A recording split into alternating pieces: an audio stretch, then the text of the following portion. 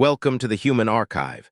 If you enjoy original science fiction stories about humanity finding its place among the stars, subscribe and join us for the next one. And tell me in the comments where you're listening from. Now, let's begin. Chapter 1. 40 minutes. Mediator Someth Ixo began to suspect that humans did not experience anger properly 12 minutes into the negotiation. By 20 minutes, he considered the hypothesis likely. By 30, he was nearly certain. At 40, Minister Dask threatened the human crew, and Someth discovered that he had misunderstood the species completely. The negotiation chamber aboard Meridian Station had been designed to discourage conflict. Its walls curved gently, its lighting was warm, and acoustic dampeners softened raised voices before they became physically uncomfortable. Even the chairs had been selected by a multi-species committee whose members spent 7 months debating posture, dominant signaling, and the diplomatic implications of armrests. Someth knew this because he had chaired that committee. He also knew the armrests were losing. Minister Dask arrived 9 minutes late without apology. 6 Vordathi aides followed him in precise formation, their long coats marked with the silver chevrons of the directorate.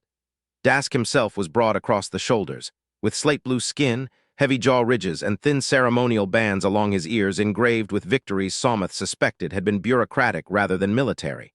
Across the table, Ambassador Nathaniel Crowe looked up from his notes.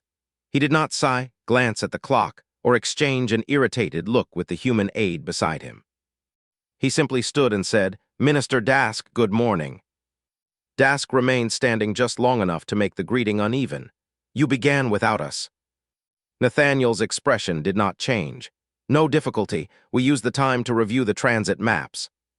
Someth's bioluminescent throat markings flickered faintly. That had been the first easy opportunity for irritation, and the human had ignored it. Once everyone was seated, Someth opened the session.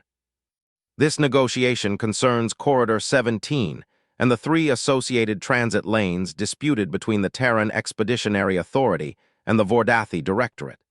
Today's purpose is to finalize civilian passage guarantees, and Dask interrupted him. "The purpose is to formalize Terran withdrawal." Someth stopped speaking. Nathaniel merely folded his hands on the table. "That is not my government's understanding." Dask insisted that humanity had accepted withdrawal in the previous round. Nathaniel brought up the transcript and read the relevant clause in the same mild tone he had used to say good morning. "We accepted temporary traffic deconfliction while sovereignty remained unresolved. That is different from withdrawal." "You are relying on technical language," Dask said. Nathaniel smiled faintly. "We are negotiating a treaty."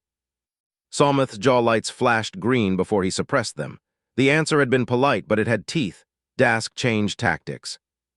He reminded Nathaniel that humanity had been interstellar for barely a century and accused the Terrans of behaving as though history had begun when their ships appeared. Nathaniel considered that without visible offense. "We are comparatively new. That's one reason we are here negotiating instead of pretending we already know everything." Dask leaned in. "You admit inexperience." Nathaniel answered, "I admit chronology." Dask's eyes narrowed. Nathaniel took a sip of water. Someth had mediated among 23 species and had studied human emotional cues before taking this assignment. Adori, like himself, displayed emotion through luminous tissue in the jaw, throat, and forearms. Vordathi darkened around the eyes. Pelsh twitched their ear membranes. Corin changed breathing rhythm.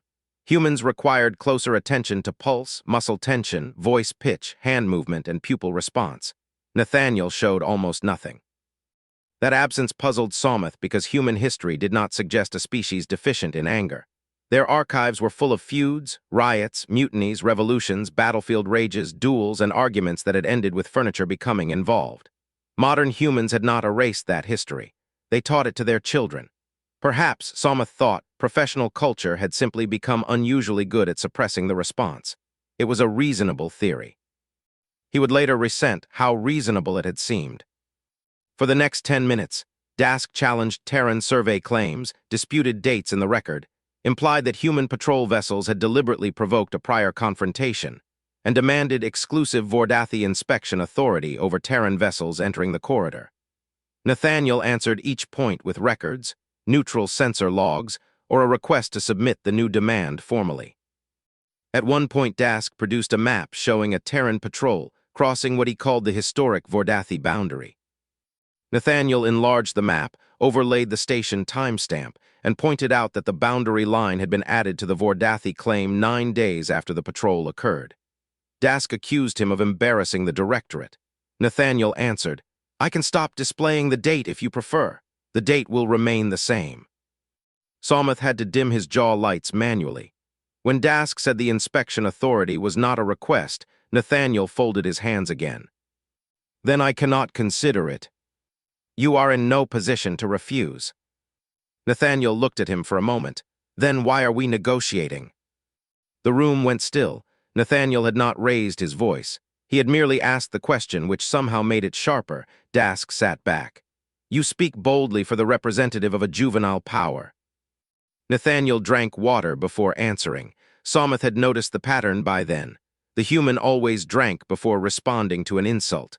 "I've been called worse by people who like me more," Nathaniel said.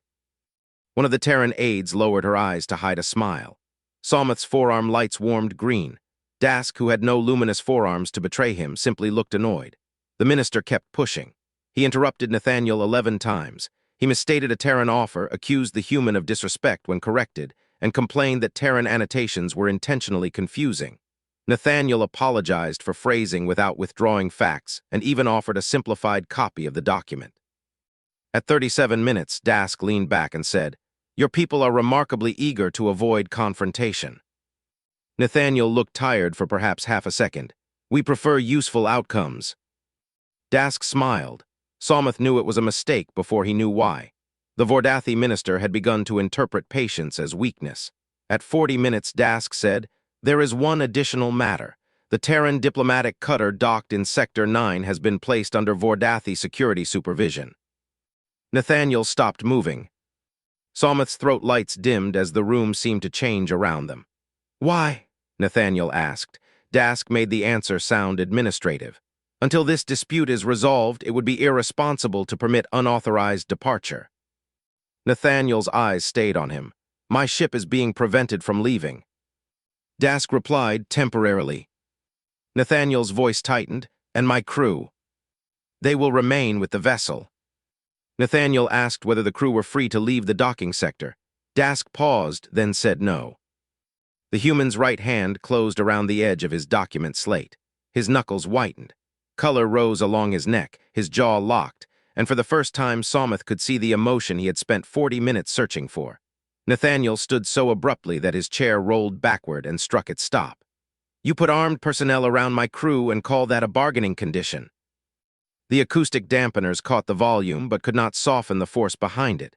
Every Vordathi aide went still. Dask lifted both hands. "There is no threat. There is simply a security condition attached to." Nathaniel's palm struck the table once. Water jumped in every glass. "Do not lie to me." Somoth's throat and forearm lights flared scarlet. He had expected human anger to be difficult to detect. He had not expected it to arrive like a pressure wave. Nathaniel pointed toward Dask, not wildly but with a hand that visibly shook. "You will remove your people from my ship. You will release my crew. You will do it now." For perhaps 8 seconds, the diplomat was gone and something much older looked out through the human's face. Then Nathaniel stopped. He closed his eyes, drew one slow breath, and lowered his hand. When he opened his eyes again, the rage had not vanished. That was the part Somoth found frightening. The human had simply put it somewhere. Nathaniel sat down, straightened his slate, and said, "Negotiations are over." Chapter 2. The frightening part. Dask blinked. "I beg your pardon." Nathaniel turned away from him. That was the first sign that the minister had ceased to be the most important person in the room. "Mediator Ixo, does Meridian Station recognize the diplomatic protections established under Treaty 7? Somoth straightened and confirmed that it did. Nathaniel asked whether the treaty applied to accredited diplomatic vessels and whether armed personnel physically preventing such a vessel from departing constituted unlawful interference. Somoth answered yes to both. Nathaniel then asked whether detaining diplomatic crew to compel a negotiator's signature met the station charter's definition of coercion. Again, Somoth confirmed the answer was yes. Nathaniel already knew the answers. He had served as a naval legal officer before entering diplomacy. He was not asking for advice, he was building a record. The outburst had lasted seconds. everything after it was worse. Somoth had seen negotiators shout before. He had watched a Pelsh trade representative throw a cup, a Koran admiral crack a chair arm, and an Idori governor become so furious that his entire face glowed violet for the remainder of a summit.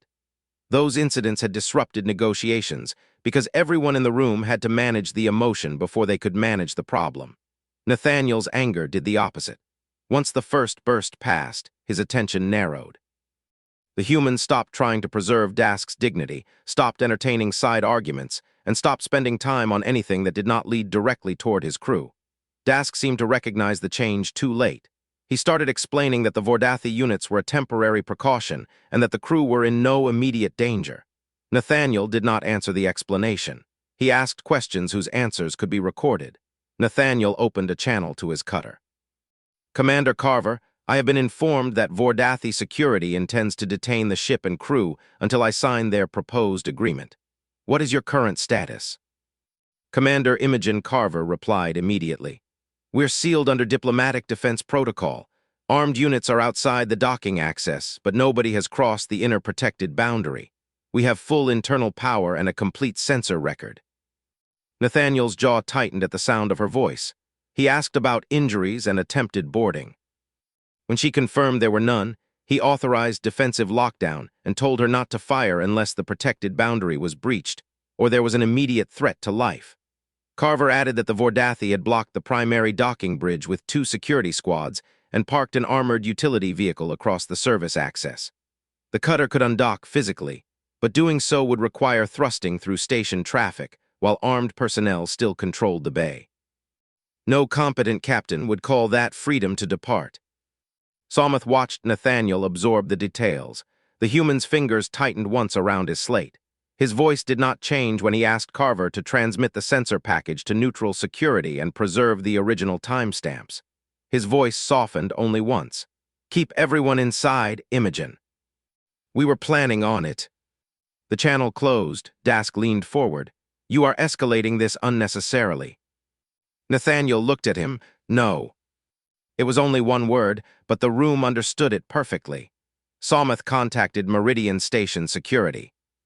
The neutral security director appeared above the table, and Nathaniel stated the situation in precise language: an accredited Terran vessel, armed Vordathi personnel blocking departure, and a detention condition tied to the signature of an agreement under negotiation.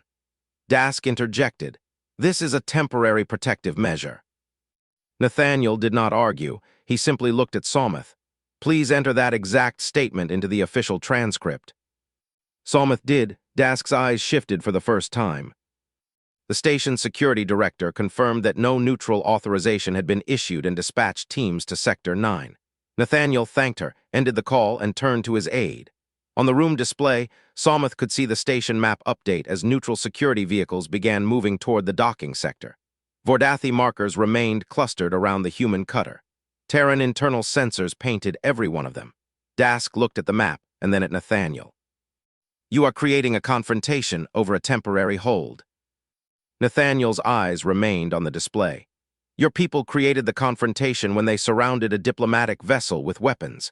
I am creating witnesses. Send the full transcript to Terran Fleet Command, Station Legal, and every accredited delegation observing this dispute.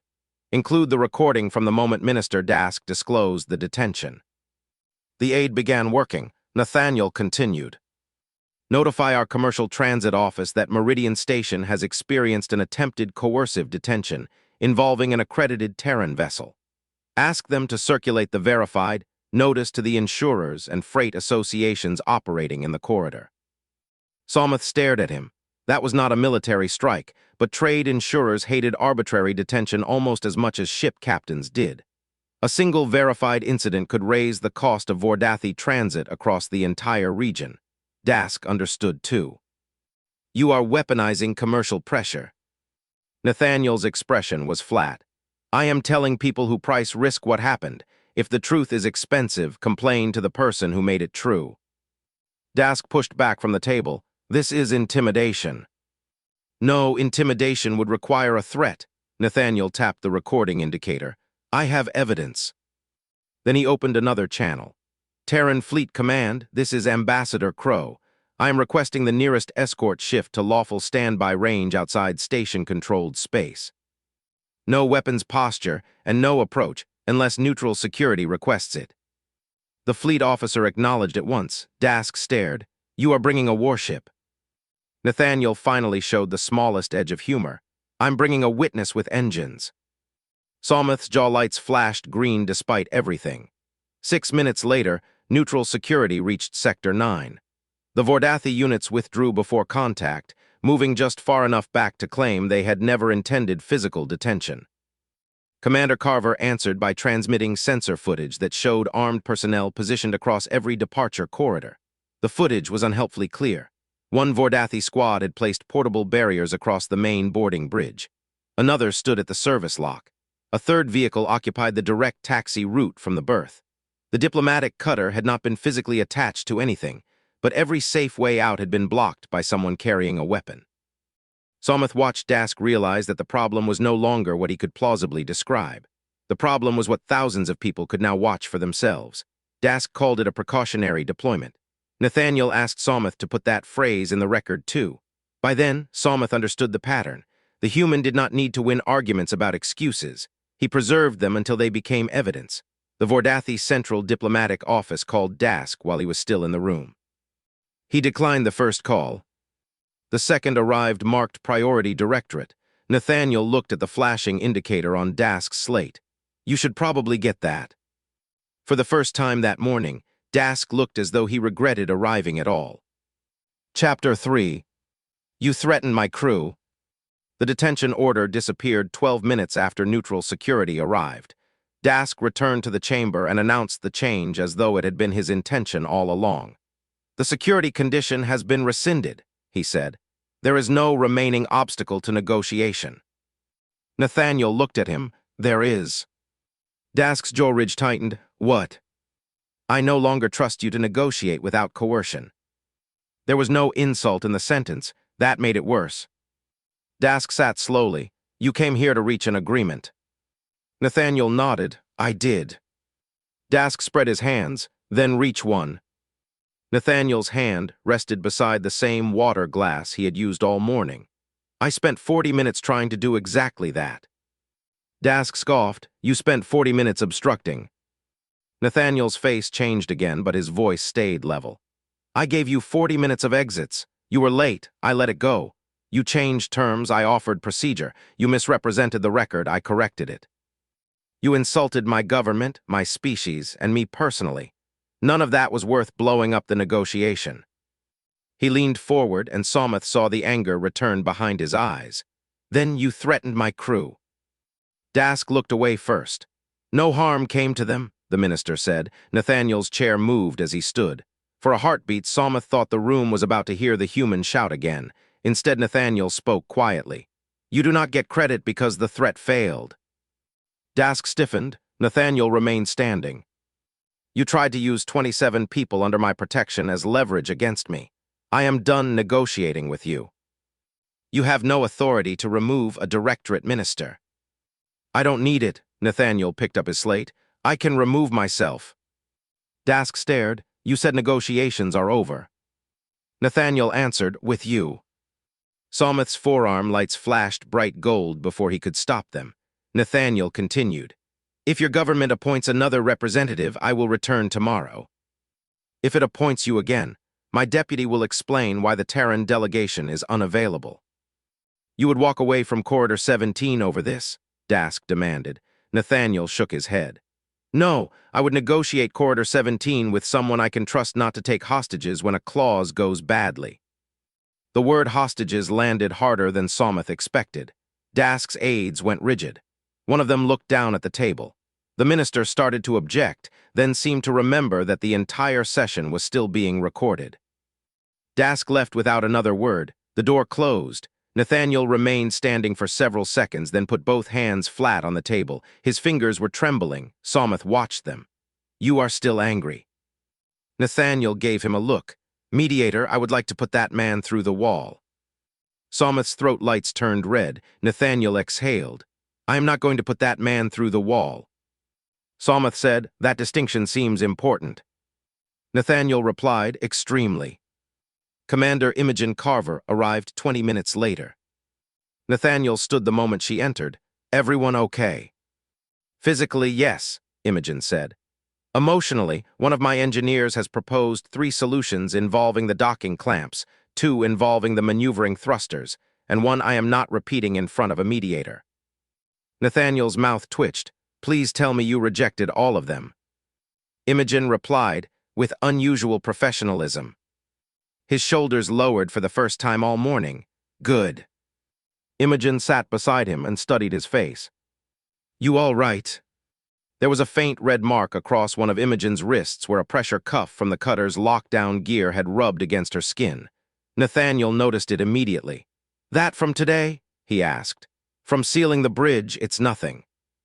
Nathaniel stared at the mark for a second too long, and Someth saw the rage flicker back across his face before the human deliberately looked away. Imogen noticed that too. Her voice softened. Everyone came through it, Nathan. Nathaniel nodded. I know. Then stay here. He nodded once, only after that did she ask whether he was all right. Yes. She kept staring. Nathaniel sighed. No. Better. Someth leaned forward. I had concluded that humans experienced anger weakly. Imogen turned slowly toward him. You concluded what? Nathaniel rubbed his forehead. It was a provisional hypothesis. Did you fix it? She asked. Someth glanced at the dent Nathaniel's palm had left in the stack of paper notes rather than the table itself. Yes. Imogen looked back at Nathaniel. Good. Someth chose his next question carefully. You were angry before Minister Dask threatened the crew. Annoyed first, Nathaniel said, then angry. Why did I not see it? Because he's practiced, Imogen replied. Nathaniel shook his head. Not hiding it, mostly not letting it pick my next move. Someth considered the sentence. And when you did lose your temper? Nathaniel looked at the table. I got about 8 seconds. 8 seconds. Long enough to make my point. Any longer, and I would have started making decisions for the pleasure of making him hurt. Imogen nodded toward him. That is when somebody else takes your metaphorical keys. Sometimes literal keys, Nathaniel said. Depends on the job. Someth's lights warmed green. Human humor returned with alarming speed. He asked, what did you decide once you stopped? Nathaniel answered in a single connected thought. He needed his crew safe, the violation on record, neutral law activated, his fleet informed, and the evidence distributed before anyone could rewrite what had happened. None of that required me to stay calm forever, Nathaniel said. It required me to become useful again. Imogen looked at Someth. That is the cleaned-up diplomatic version. Nathaniel glanced at her. You want the other one? No, I was there. Someth decided he did not need that much cultural understanding. Chapter 4. The Second Negotiation. The Vordathi Directorate replaced Minister Dask before evening. Deputy Minister Errol Voskin arrived exactly on time the following morning with half as many aides and none of Dask's ceremonial victories attached to her ears. Nathaniel was already seated with a fresh water glass. Someth noticed the glass first. He disliked that he noticed it. Voskin sat across from the human. Ambassador Crowe, I have reviewed yesterday's transcript. Nathaniel nodded.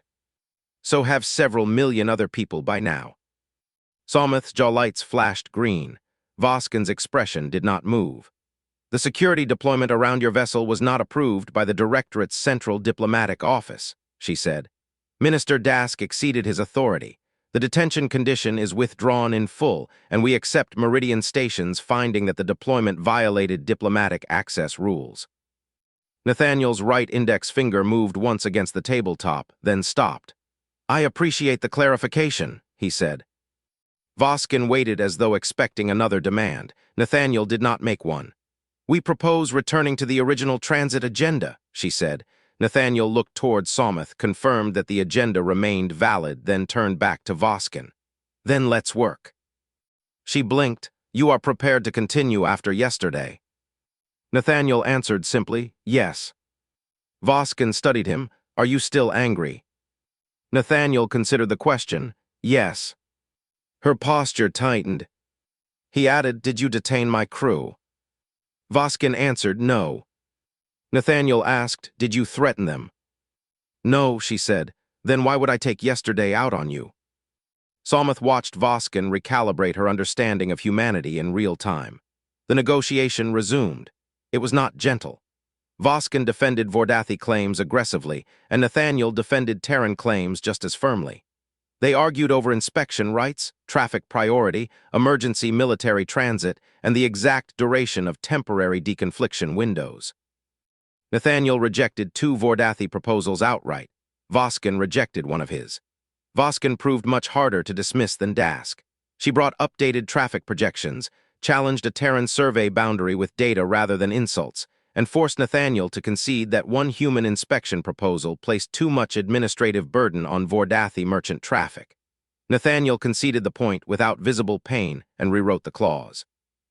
In return, Voskin accepted neutral inspection teams in place of exclusive Vordathi authority and agreed that emergency military transit would require simultaneous notification to both governments. Neither side got everything. Someth found that reassuring. Agreements in which one side obtained everything usually became future emergencies with signatures attached. Nobody insulted anyone. Nobody detained a crew. By midday, they had a draft framework. During the break, Voskin looked at Nathaniel's untouched meal and asked, "Will the commercial notice be withdrawn if we sign?" "No." Someth's throat lights flickered. Voskin's eyes narrowed. Nathaniel continued before the answer could sound punitive. "It will be updated. The notice says an incident occurred. If your directorate completes the review, disciplines the responsible officials, and adopts the station's access ruling, the update will say that too. Insurers can decide what it means." Voskin leaned back. "You are still making us pay for Dask's decision." "No," Nathaniel said. "The insurers are making you pay for uncertainty. I am making sure they have accurate information." She looked at him for several seconds. "You really do become more irritating when angry." Nathaniel took a drink of water. "I've been told." By late afternoon, the framework was complete. The final document gave civilian vessels guaranteed passage, established neutral inspection procedures, and postponed the sovereignty question rather than pretending to solve it. It was less dramatic than Dask's demands and far more likely to survive contact with actual ships. As the parties reviewed the final language, Someth realized that Nathaniel had not used his anger as an excuse to demand a victory. He had used it to draw a hard boundary around one thing: coercion. Everything inside the actual corridor dispute remained negotiable. Voskin closed her document slate. "I expected you to become violent yesterday." Nathaniel said, "I know. For a moment, I thought you might." Nathaniel glanced at Someth, then at the table where his palm had landed. "For a moment, so did I." Voskin's expression sharpened. "And that does not concern you."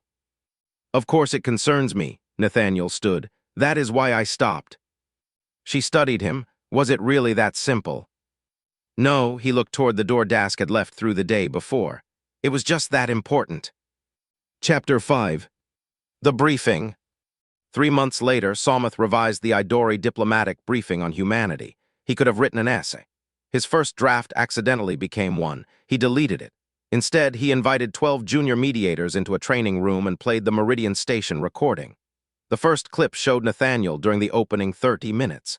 Dask interrupted him, insulted humanity, changed terms, and pressed for concessions.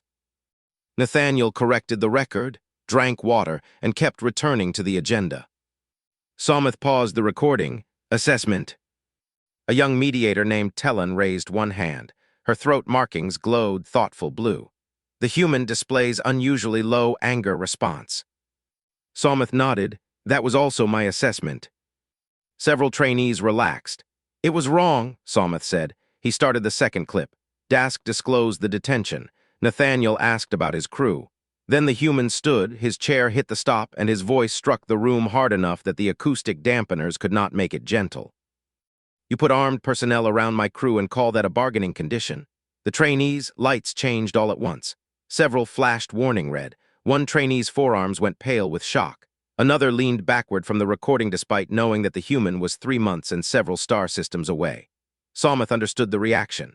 Nathaniel was not physically exceptional by galactic standards. The room contained species larger, faster, and naturally armored. None of that mattered in the recording. After 40 minutes of restraint, the sudden human fury felt enormous because everyone knew exactly how much effort had been spent containing it. Then came the palms striking the table and the command, "Do not lie to me. Remove your people. Release my crew." Now, Somoth stopped the recording. Nobody spoke for several seconds. Terran finally said, "That is more consistent with the historical material." "Yes," Somoth replied. It was comforting for approximately 8 seconds. He resumed the clip. Nathaniel sat down. His voice became precise. He asked about Treaty 7, the station charter, diplomatic coercion, neutral security authority, and the legal status of the vessel. He called his commander, secured the crew, notified station security, distributed the transcript, alerted commercial risk networks, and moved a Terran escort to lawful standby range without ordering it toward the station. Somoth stopped the recording again. A different trainee frowned. He became less emotional. "No," Somoth said. "Look at his hand." The image zoomed. Nathaniel's fingers were still trembling against the slate. Somoth advanced the clip by 12 seconds. The hand still trembled while Nathaniel cited station law. 30 seconds later, it trembled while he spoke to his commander. A minute later, the movement was almost gone, but his jaw remained tight enough that a human medical monitor had flagged elevated stress.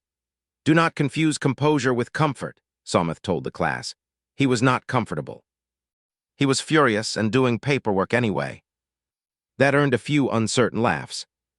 Somoth allowed those too. "The anger remained," Somoth said. "What changed was who was giving orders." Terran looked from the frozen image to Somoth. "Then what should we do if a human loses his temper during negotiation?" "The same thing you should do with anyone. Determine why, remove immediate danger if possible, and do not provoke them for entertainment." A few lights warmed with amusement. Somoth let them. Then he added, "But there is one human-specific error I want you to avoid." The room quieted. Do not assume the danger has passed merely because the human stops shouting. Terran's markings dimmed, because the anger may still be present. "Exactly." Somoth advanced the recording to Nathaniel's call with Terran Fleet Command. The human officer on the other end asked whether a warship should approach Meridian Station. Nathaniel said no and requested only lawful standby. Dask accused him of bringing a warship anyway. Nathaniel answered, "I'm bringing a witness with engines." Several trainees laughed. Somoth did not. He remembered how very angry Nathaniel had been when he said it. Terran asked, "Which part frightened you most?" "The shouting." Somoth looked at the frozen image of the human straightening his papers after nearly putting his fist through a diplomatic table. "No," he said. "The frightening part was that he stopped." He turned off the display. The final line of the revised briefing appeared on every trainee's slate. If a human starts shouting, you have a problem. If the human stops shouting, straightens the notes, and asks for the treaty text, you may have a larger one. Somoth had put that sentence in bold.